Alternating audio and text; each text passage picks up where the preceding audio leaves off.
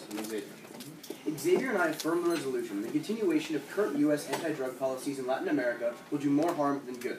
Our first observation is that current U.S. policy in Latin America is centered on the prohibition of drugs. According to Simon Fraser University in 2011, all countries that fail to comply with the prohibition of drugs are subject to punishment, including the withholding of the majority of foreign aid.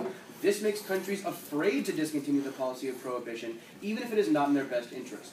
Our first contention is that violence perpetrated by the U.S. only makes the problem worse. U.S. aid increases the amount of violence in Latin America.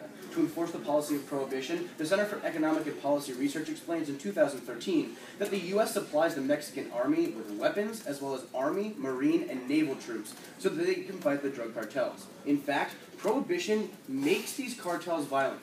Before Prohibition, there was no reason to be violent, but with Prohibition, the Center of Economic and Policy Research furthers that drug cartels have the incentive to be violent because they must protect their business.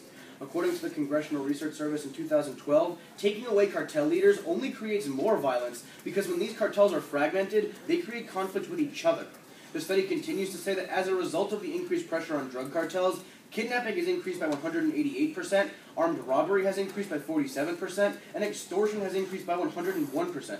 Furthermore, the Center for Global Development found in 2010 that a 92% increase in aid, our current policy, is associated with 138% more violence.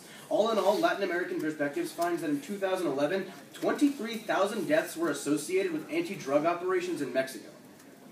Our second contention is that current U.S. drug policies leads to abuses in the Latin American prison system. According to the Transnational Institute in 2011, incarceration rates in Latin American countries have increased over 100% because of incarceration for drug-related offenses. The Institute furthers that this increased incarceration is a result of American-style prohibition.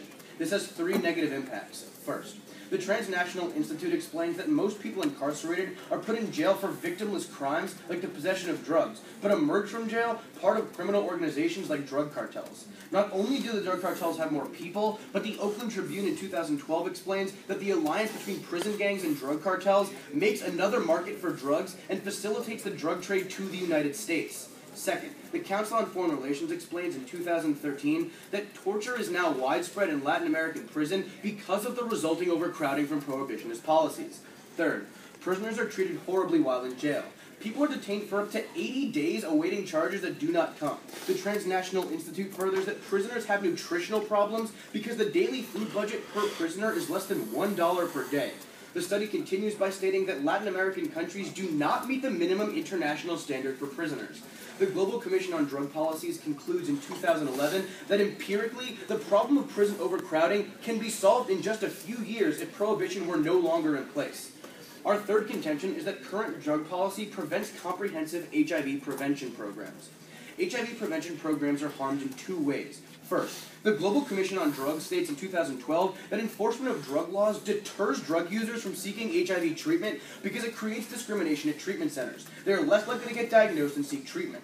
Time magazine in 2012 furthers that 1/3 of all new infections occur in injection drug users, and that countries that saw a steady increase in HIV infection rates had strong anti-drug policies.